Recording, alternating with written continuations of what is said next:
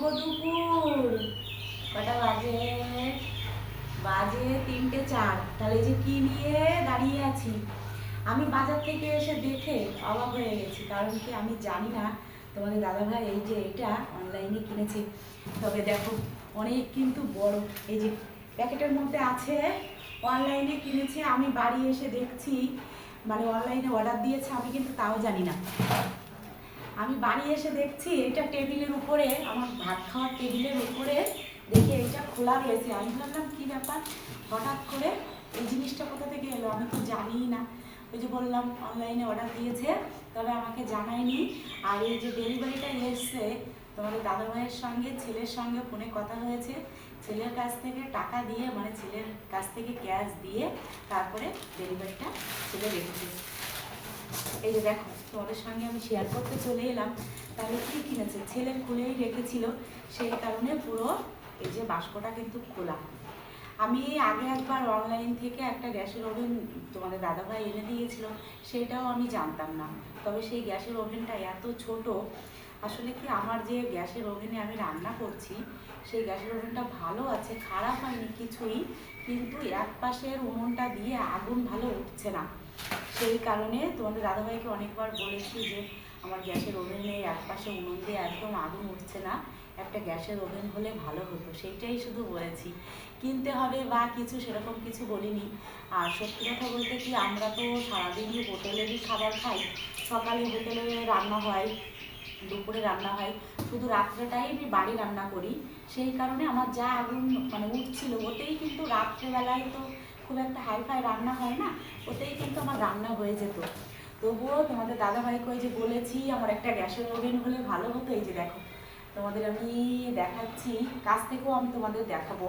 এই যে, আর এই গ্যাসের ওভেনগুলো আমার আগে একটা ছিল, সেইটা এর থেকে অনেক বড়। আসলে ওই যে বললাম আমার অত বড় লাগে না, কারণ আমার সেইভাবে তো রান্না বান্না হয় না, এই ছোটোতেই হয়ে যাবে। সেই ওভেনটা এর থেকে অনেকটা চওড়া ছিল, আর 3টে উনুন ছিল। এইখানে একটা, এইখানে একটা, এই মাঝখানে একটা উনুন ছিল, এইখানে আরেকটা গ্যাসের উনুন ছিল। লাইটার ছাড়াই ওটা ব্যবহার করা যেত, লাইটার লাগতো না। তবে এটাই লাইটার লাগবে। আমি জানি না কত কি দাম নিয়েছে, তবে এটা পুরোটাই উপরটা কিন্তু কাচের, দেখো কাচ দিয়ে করা। আর এই যে উপরের উনুনগুলো, এগুলো খুব ভালো, আমি আগেও ইউজ করেছি, আগেও আমি ব্যবহার করেছি, তো আমি মানে ভীষণই ভালো। স্টিলেরগুলো যেমন মাজা ঘষা একটা ঝামেলা। আর আমি দেখো শীতে সিঁদুর আছে অল্প, কপালে টিপ আছে, আমি তো এখন দেখতে পাচ্ছি আছে। আমি বললাম বাজার থেকে এসে 2:30টার সময়, বাজার থেকে এসে এটা টেবিলের উপরে দেখে আমি তোমাদের দাদাভাইকে কিচ্ছু বলিনি, ছেলেকে বললাম বাবু এটা কি। তারপরে ছেলে বললো যে মা, গ্যাসের ওভেন এরকম এরকম, তুমি হয়তো জানো না, পার্সেল এসছে, আমি টাকা দিয়ে পার্সেলটা আমি রেখেছি। তারপরে এই যে দেখো, আসলে এগুলো তো সংসারের জিনিস, সংসারে আমাদের মেয়েদের এই জিনিসগুলোর ভীষণ দরকার। তাই আর বারবার বলতে হলো না, একবারই বলেছি। যেহেতু স্বামী, যে তারও কিন্তু সংসারের প্রতি দায়িত্ব কর্তব্য কিন্তু থাকা উচিত, যে আমার সংসারে এই জিনিসটা নেই, সেই জিনিসটা কিনতে হবে, বা আমার স্ত্রী এটা বলছে আমার এটা নেই, নিশ্চয়ই তার প্রয়োজন, তাই সে বলছে। তাহলে কেমন হয়েছে গ্যাসের ওভেনটা? খুবই ছোট, খুব বড় না।